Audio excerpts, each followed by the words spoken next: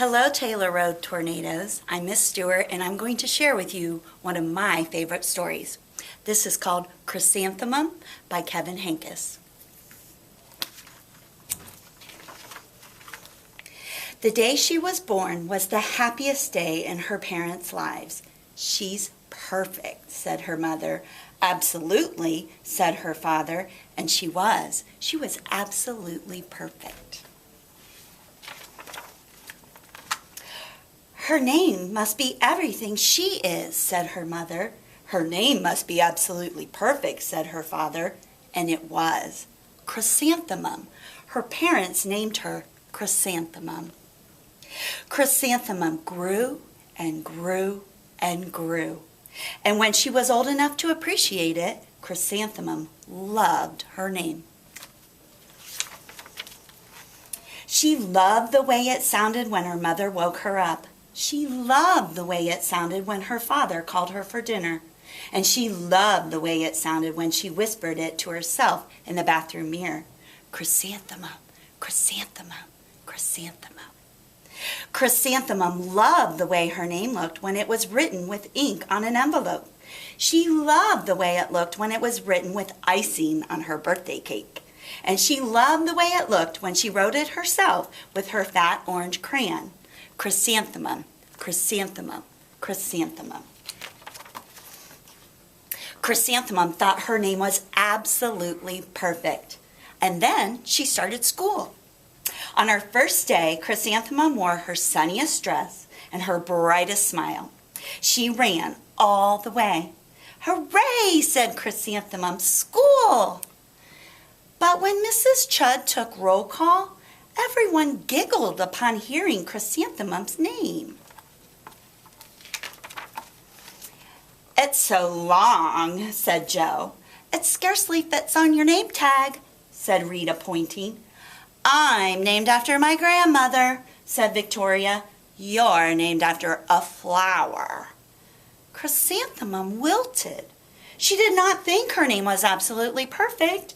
She thought it was absolutely dreadful. The rest of the day was not much better. During nap time, Victoria raised her hand and informed Mrs. Chud that Chrysanthemum's name was spelled with 13 letters. That's exactly half as many letters as there are in the entire alphabet, Victoria explained. Thank you for sharing with us, Victoria, said Mrs. Chud. Now put your head down. If I had a name like yours, I'd change it, Victoria said as the students lined up to go home. I wish I could, thought Chrysanthemum miserably. Welcome home, said her mother. Welcome home, said her father. School is no place for me, said Chrysanthemum. My name is too long. It scarcely fits on my name tag, and I'm named after a flower.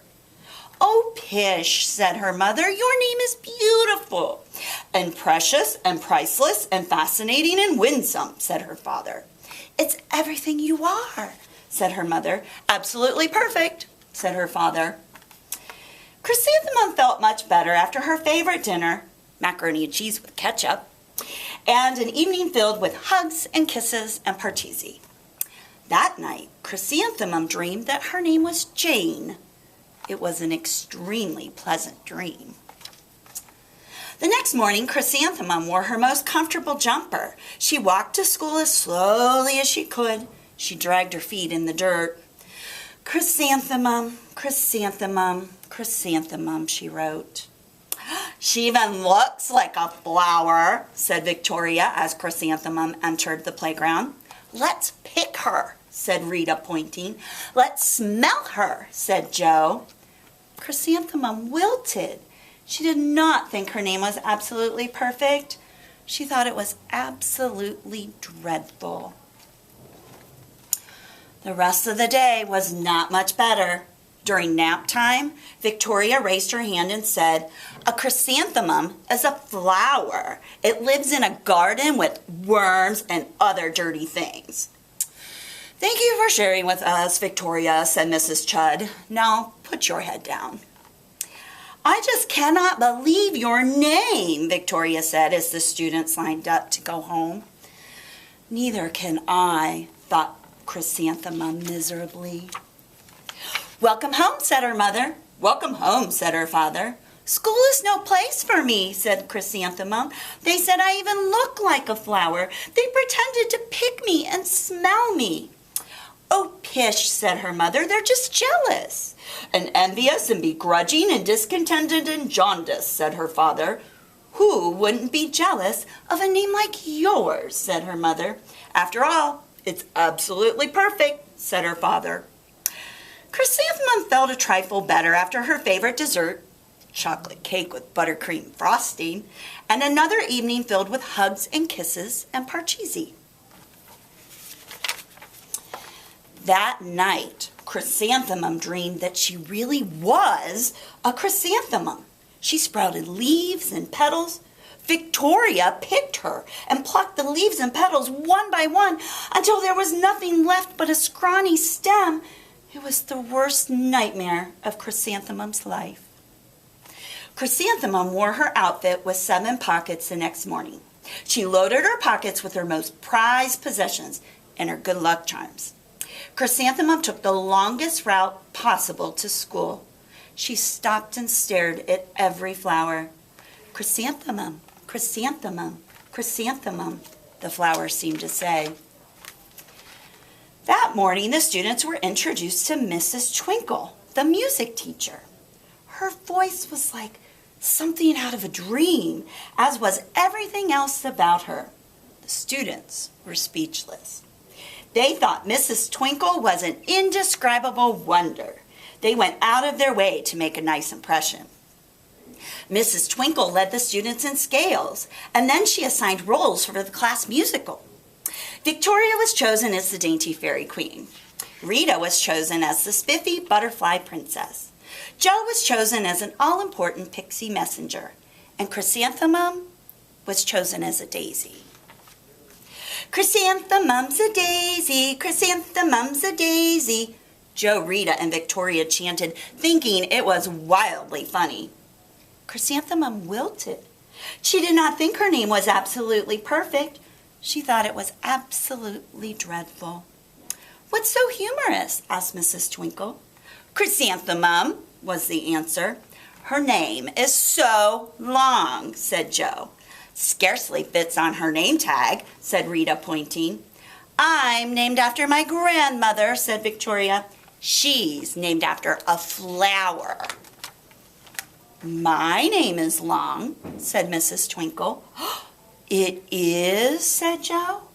My name would scarcely fit on a name tag, said Mrs. Twinkle. It would, said Rita, pointing.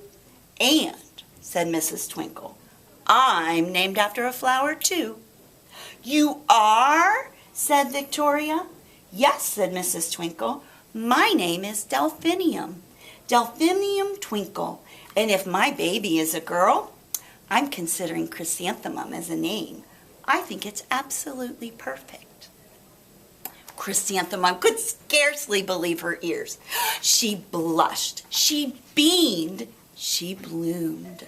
Chrysanthemum, chrysanthemum, chrysanthemum. Jo, Rita, and Victoria looked at Chrysanthemum longingly. Call me Marigold, said Jo. I'm Carnation, said Rita, pointing.